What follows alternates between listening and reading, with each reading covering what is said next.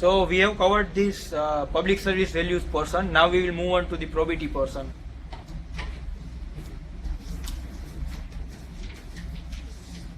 Public service का philosophical basis क्या होता है, दिस इज वन टॉपिक. एक पब्लिक गुड होता है, एक प्राइवेट गुड होता है.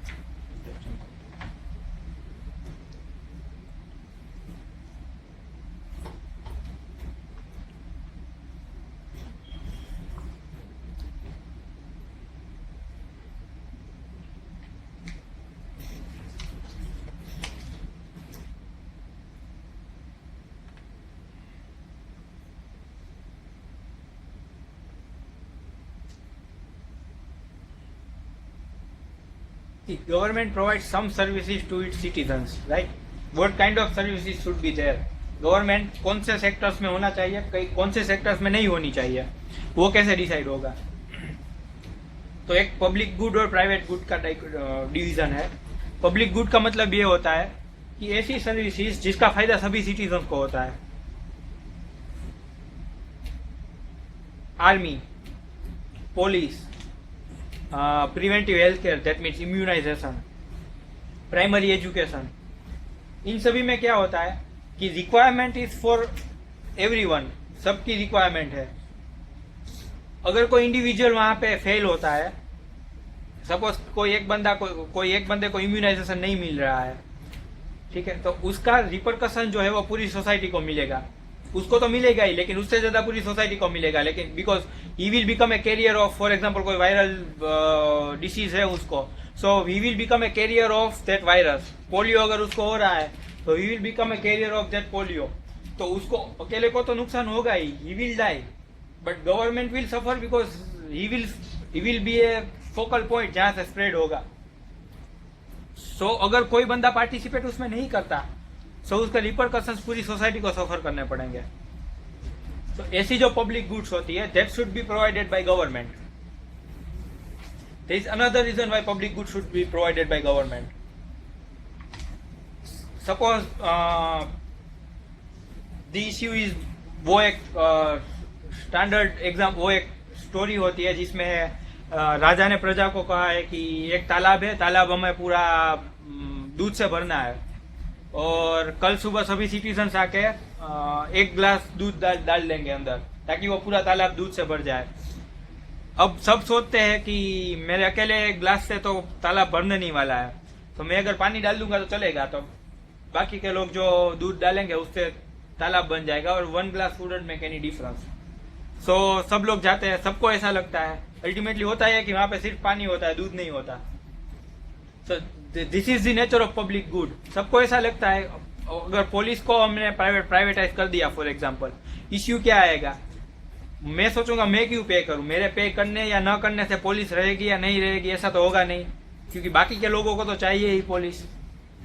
तो सिमिलरली इम्यूनाइजेशन अगर आपने प्राइवेट रख दिया तो फिर सेम प्रॉब्लम होगी. मुझे लगेगा कि अच्छा पोलियो की पॉसिबिलिटीज क्या है, वेरी लो, वैसे भी नहीं होता अब के जमाने में, तो पोलियो के मैं ड्रॉप्स क्यों लूं? So I will take that risk and there will be disaster for everyone else. So government should take up the public good, not. अब प्राइवेट गुड क्या होता है कि जिसमें बेनिफिट और नुकसान सभी प्राइवेट पार्टी को ही होता है, गवर्नमेंट से ज्यादा होता है. For example higher education. Higher education is a standard example of private good. अगर आप पढ़ते हो, अगर आप इंजीनियरिंग करते हो, अगर आप मेडिकल में जाते हो, तो उसका फायदा आपको ज्यादा होगा, गवर्नमेंट को कम होगा. You will be earning lot of money. So one ideology is government should not intervene in private good, government should intervene in public good, and that is one idea. अब उसमें भी पूरा स्पेक्ट्रम होता है. एक and पे ये लोग ऐसे होते हैं कि जिसको ये जो लिबरलिस्ट होते हैं, उसका नया अवतार है नियो लिबरलिस्ट और libertarianism. We saw that one person Nozick, he was a libertarian. अब उन लोगों की आइडियोलॉजी क्या होती है कि even public good need not to be supported by government. Public good को भी गवर्नमेंट का सपोर्ट जरूरी नहीं है, उसको भी प्राइवेटाइज किया जा सकता है. तो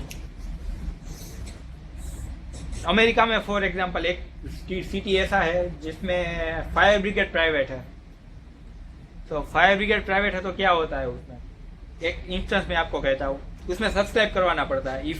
if you want the services of fire brigade, तो इंश्योरेंस की तरह होता है, आप सब्सक्राइब करवा दो तो फिर जब आपके घर आग लगेगी तब वो फायर ब्रिगेड आके उसको बुझा देगा आपको। अब इश्यू क्या हुआ, दो पास में घर थे, एक घर में आग लगी, उसके पास सब्सक्रिप्शन था तो फायर ब्रिगेड आई और वो आग बुझा दी उसने। अब उसके जो पास वाला, अब हुआ क्या है कि ये फायर स्प्रेड हो गई पास वाले घर में, उसका सब्सक्रिप्शन एक्सपायर हो गया था, तो वो फायर ब्रिगेड आती है, यहाँ इस घर के फायर को बुझा दिया। अब जो पास वाली जिसका सब्सक्रिप्शन एक्सपायर हो गया है, उसकी वो देखते रहे, वहां पे खड़े थे, दे डिडंट डाउस द फायर। अब वो उसका जो ओनर था उसने बोला कि नहीं मेरा भी आप कर दो, मैं सब्सक्रिप्शन रिन्यू करवा देता हूँ। सो वो फायर ब्रिगेड वाला कहते ऐसा नहीं चलता, आपको पहले से ही कर देना चाहिए, दिस इज लाइक इंश्योरेंस। अभी ऐसा नहीं हो सकता कि अब आप सब्सक्रिप्शन रिव्यू करवाए और मैं आपका घर आग बुझा दूँ। सो ऐसा होता है। सिमिलरली एक स्टेट में ऐसा हुआ था कि ऐसी चीज अमेरिका में ही चलती है, वो people are crazy enough to do anything. So police force जो है वो प्राइवेट थी। सो एक सिटी था, I think that was New York city, ત્યાં की पूरी पुलिस फोर्स प्राइवेट थी। So these things are not acceptable, right? So, because अगर प्राइवेटाइजेशन होता है तो फिर वो पब्लिक पर्पस उसमें से पूरा चला जाता है, ये सब्सक्रिप्शन जैसा इश्यूज हो जाएगा। So that is public good. Second, on the other hand is welfare state जो होता है, they want कि पब्लिक गुड तो ठीक है वो गवर्नमेंट ही देगी, लेकिन पब्लिक गुड से ज़्यादा भी बेसिक गुड्स जितने भी है वो पब्लिक गुड हो न हो उससे कुछ फर्क नहीं पड़ता, वो सभी चीज़ें गवर्नमेंट देगी। उसमें क्या आता है कि भाई फिर फूड प्रोविजंस है, बाकी की हेल्थ प्रोविजंस है, वो फूड, हेल्थ, एजुकेशन, फिर basic amenities like water, roads, ये सभी चीज़ें गवर्नमेंट को ही देनी चाहिए। तो वो आइडिया जो है दैट इज अनदर एक्सट्रीम। एक वो भी एक्सट्रीम नहीं है, एक्सट्रीम कम्युनिज्म में है जहाँ पे सभी चीज़ें गवर्नमेंट देती है।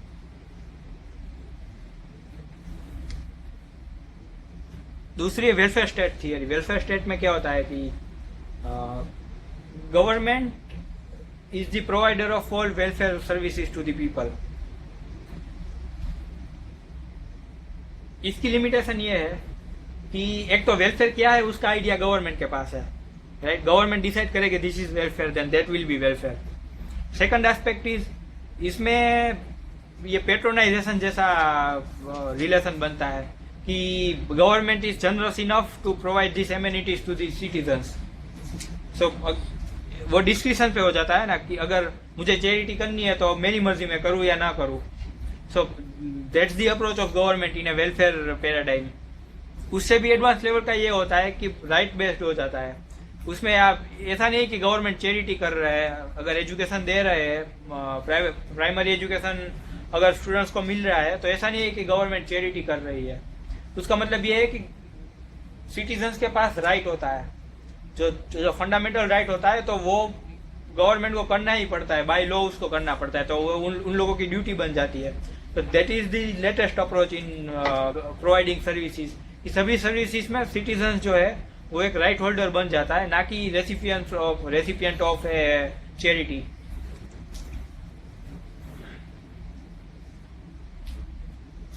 Transparency.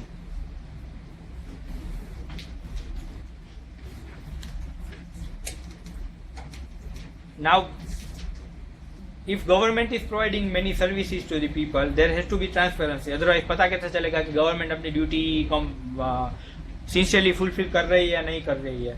So for that we need many tools. One of them is transparency. The things should be open to all citizens. So उसमें कौन से प्रिंसिपल्स हो जो आरटीआई में होते हैं, लेकिन सभी प्रिंसिपल्स आप देखेंगे कि आरटीआई में इन्वॉल्व नहीं है। So first is maximum disclosure. Okay. ऐसा नहीं है कि आपके पास डिफॉल्ट अप्रोच आपका ये होना चाहिए कि डिस्क्लोज कर दो, एंड एक्सेप्शन में ऐसा होना चाहिए कि आप इंफॉर्मेशन मत दो जो सेंसिटिव इंफॉर्मेशन है, नेशनल इंटरेस्ट के लिए इम्पोर्टेंट है, वो that should be as an exception. So that's your maximum disclosure attitude. Then there is obligation to publish. So suo motu disclosure होता है। अगर आप यहाँ पे स्पीपा में जाके देखोगे तो कई चीजें डायरेक्टली दी गई होगी। So this is suo motu. So that also should be maximum, कि इतनी मिनिमम चीजें तो आपको डिक्लेयर करनी है। उसके अलावा भी there should be an attitude की डिपार्टमेंट जो है वो खुद ही रिलीवेंट इंफॉर्मेशन पब्लिश कर दे। तो that is one thing, obligation to publish. Open government को प्रमोट करना है। सो इसमें there are archaic laws like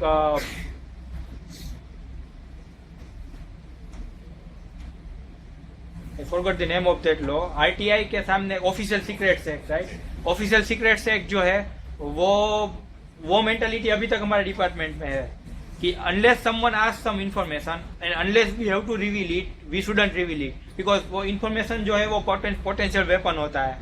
so वो डिपार्टमेंट को ऐसा लगता है कि हम ये वेपन किसी और को क्यों दे दें, हमारे अगेंस्ट पे यूज हो सकता है। सो वो एटीट्यूड नहीं होना चाहिए। एक्सेप्शन का लिमिटेड स्कोप होना चाहिए।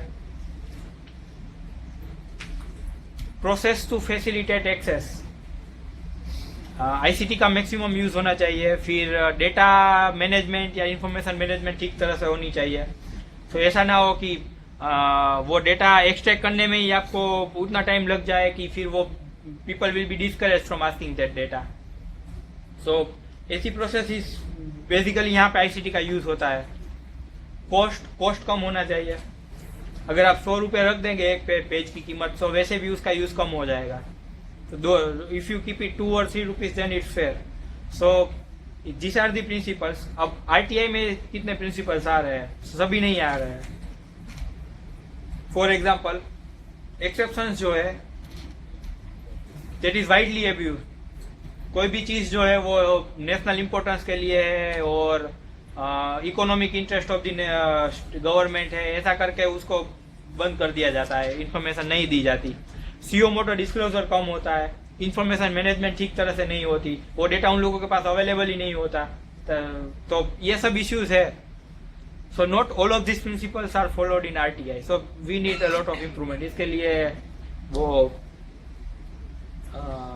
एआरसी का एक रिपोर्ट है about RTI openness in government और समथिंग लाइक दैट, उसका नाम है। उसमें आरटीआई में कौन कौन से रिफॉर्म्स चाहिए वो मेंशन किए गए हैं।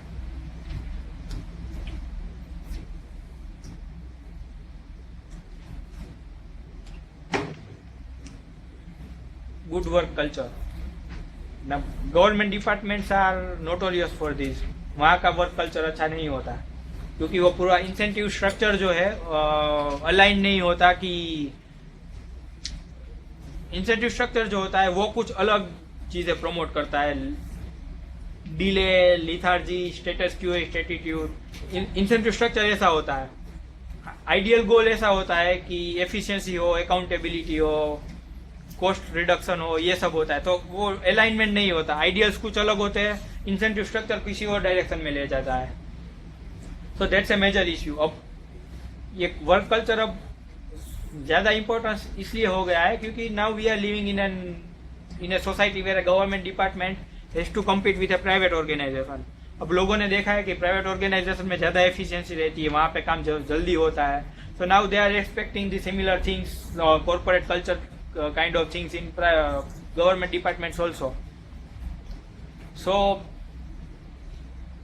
what are the elements that make a good work culture or good organizational culture? So एक तो employees should be passionate about that work. ऐसा नहीं है कि वो उसने काम खत्म किया क्योंकि करना था, उसके पास ड्यूटी थी, and he is not at all interested in that thing. So he should feel passionate about it. Satisfied with work, उसको वर्क सेटिस्फेक्शन मिलना चाहिए। ग्रोथ की अपॉर्चुनिटी होनी चाहिए। ग्रोथ की अपॉर्चुनिटी अगर गवर्नमेंट डिपार्टमेंट में नहीं होती, सीनियोरिटी बेस्ड प्रमोशन होता है। So like even if you work very hard then that won't make any difference because your seniority is not there. So ये अलाइनमेंट नहीं है। हेल्दी कॉम्पिटिशन नहीं होती, वहाँ क्या होता है कि आप कितना काम कर रहे हो उसके ऊपर आपको रिवॉर्ड नहीं मिलता, आप कितना पॉलिटिक्स कर रहे हो उसके ऊपर आपको रिवॉर्ड मिलता है। So that's not healthy competition. So किसी और का काम कम दिखना चाहिए और आपका काम ज्यादा दिखना चाहिए. So that becomes unhealthy competition.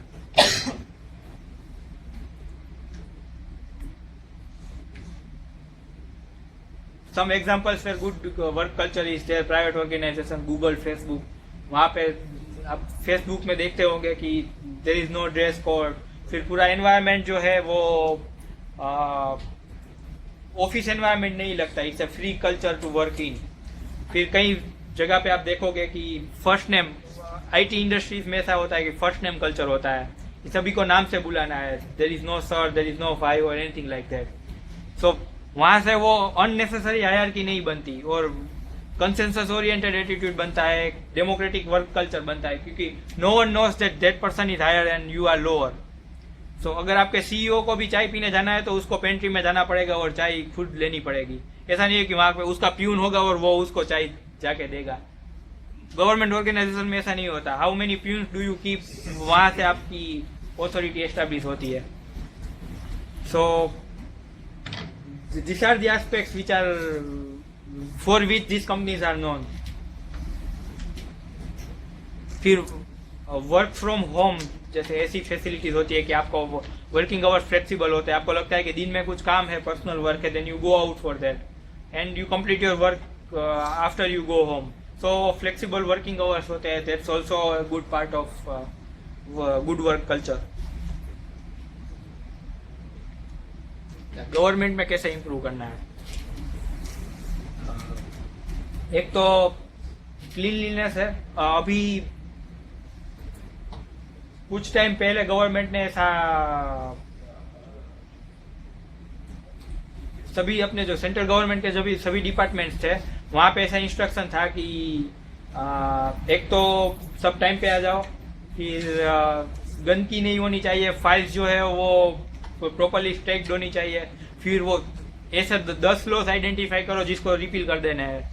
सो ये सब इंस्ट्रक्शन थी. So that will contribute to a better work culture. So वैसे ही एर्गोनॉमिक्स इज लाइक अपना जो रीडिंग रूम है that is ergonomically best reading room. लोग ज्यादा हो गए हैं, that's a different matter. But compare आप लोगों ने अगर पिछला रीडिंग रूम देखा हो उससे पहले वाला, तो वो आपने देखा होगा कि उतना अच्छा नहीं है. आपको देख के लगता है कि नहीं यहाँ पे नहीं पढ़ना है, अगर हो सके तो किसी दूसरी जगह पे जाके बैठेंगे. अब नया आया है तो दैट्स एर्गोनॉमिक. आपके आसपास का एनवायरनमेंट ऐसा होता है कि यू फील गुड. आपको ऐसा लगता है कि अच्छा यहाँ बैठ के काम करने में मजा आएगा. गवर्नमेंट डिपार्टमेंट में जाके देखो, कहीं पे भी जाओ वो फाइल्स का स्टैकिंग होगा, अंदर से पेज बाहर निकल रहे होंगे and you do not feel like working at all. वो ऊपर जो ट्यूबलाइट है वो लटकती होंगी सभी जगह पे. So nothing is well organised. So that's not good ergonomics. Then woman concerns क्या होता है कि एंटी हेरासमेंट कमिटी हो. फिर अगर लेट वर्किंग आवर हो तो उसको घर ड्रॉप करने के लिए, या अर्ली हो तो उन लोगों को लेने के लिए स्पेशल मैकेनिज्म्स हो. देन मैटरनिटी लीव्स, ये सब एस्पेक्ट्स है that addresses the concern of woman.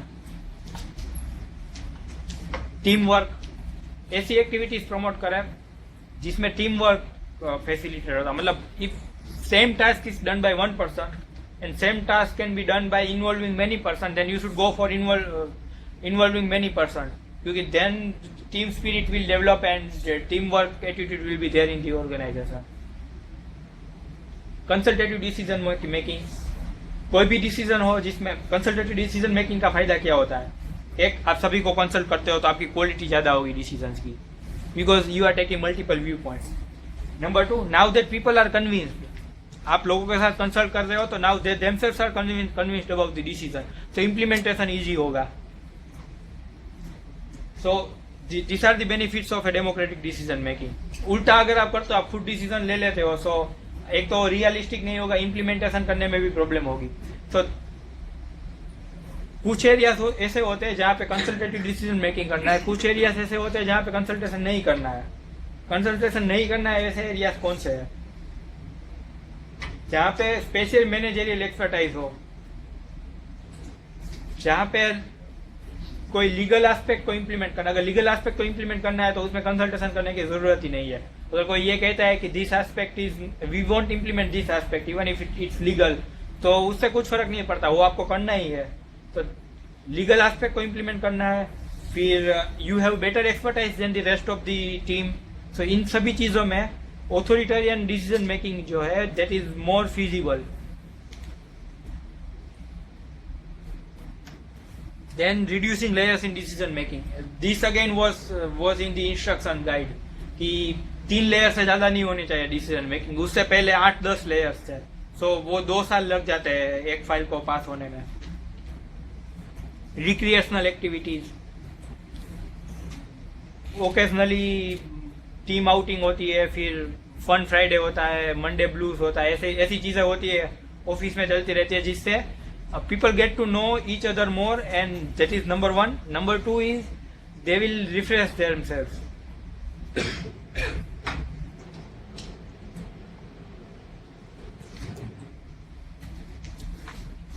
Utilization of public funds. Now जो फंडिंग है उसको कैसे बेटर यूटिलाइज करनी है। एक तो कलेक्शन इंप्रूव करो। See many of this aspects are related to paper 2 and paper 3, right? So there is less scope for ethical issues in this aspects and more it is about institutional measures. तो ये last 2 topics में ये चीज़ है ही कि वहाँ पे paper 2 और paper 3 का कॉन्सेंट्रेशन ज़्यादा है। तो यहाँ पे सॉल्यूशंस भी उस तरह के ही होंगे।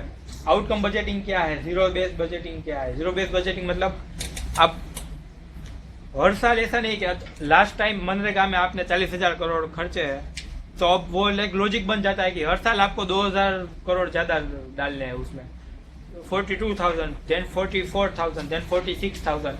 सो ये इंक्रीमेंटल अप्रोच होता है कि स्कीम को रिव्यू मत करो, there is an inherent logic कि उसमें अब अमाउंट बढ़ाते जाओ क्योंकि आपके पास रेवेन्यू बढ़ रहा है। सो जीरो बेस्ड बजटिंग में क्या होता है, हर साल रिन्यू होता है उसका असेसमेंट, मनरेगा चाहिए या नहीं चाहिए। हर साल ये सवाल पूछा जाएगा। अगर निकालनी है तो पूरी तरह से निकाल दो, रखनी है तो फिर सोचो कि उसमें कितने पैसे चाहिए। तो this is zero based budgeting.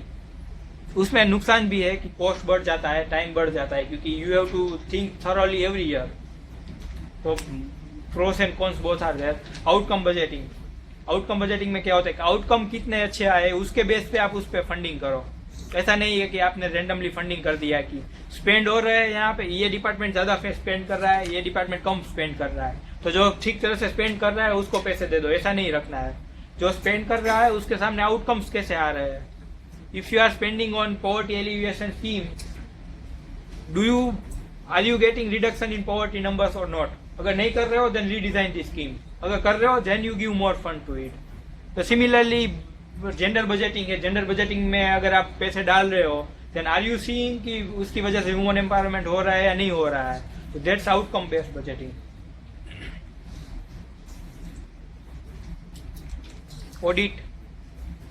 Audit will also improve how things are spent, increases scrutiny, participation by legislator.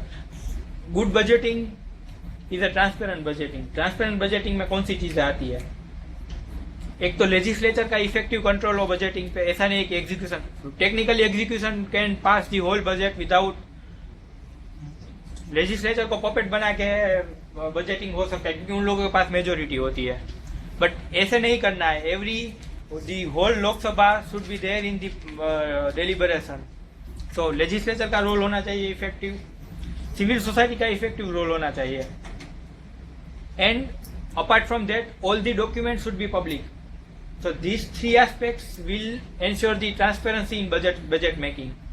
So कई बार आप देखते होंगे न्यूज़पेपर में कि अरुण जेटली को ये टोबैको रिप्रेजेंटेटिव्स मिले, अरुण जेटली को ये रिप्रेजेंटेटिव्स कंसल्टेटिव, सिविल सोसाइटी को कंसल्ट किया जाता है।